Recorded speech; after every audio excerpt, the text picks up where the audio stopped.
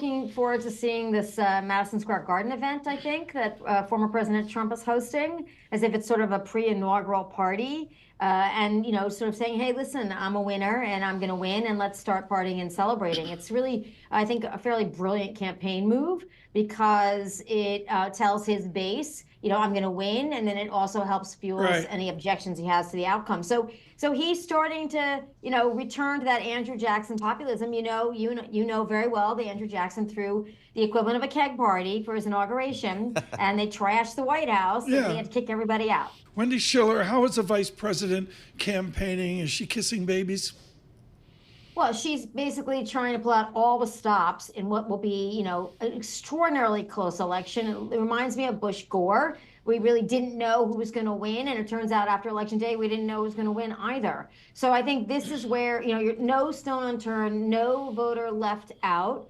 The opposite sort of what Hillary Clinton did in 2016. And I think the Harris campaign is counting on the fact that Donald Trump did not win in 2020, that in fact, the last time he ran, he did lose. So they're, keeping the faith. The polls are going in the opposite direction. I don't want to talk about that. But there are hidden things that could change things up. Like in Arizona, there is abortion on the ballot.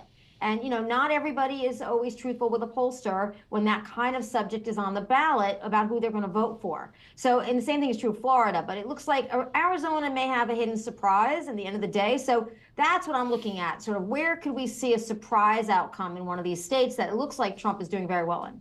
Wendy, at 11 p.m. on election night, will we know who the new president is? Unless there is just a really big sweep tilt towards Trump, I don't think so. I mean, if Harris is going to win this election, we're not going to know that, partially because mail-in ballots in some states like Pennsylvania are not opened and certified and counted fully until all of the in-person balloting is counted. So that's going to take us a couple of days, as it did before. We know Georgia is going to be very tight. We're seeing massive early voting in person. The vast majority of early voting in North Carolina and Georgia has been in person. So those votes are counted easily. So, it could be that those results come in earlier than they did in 2020.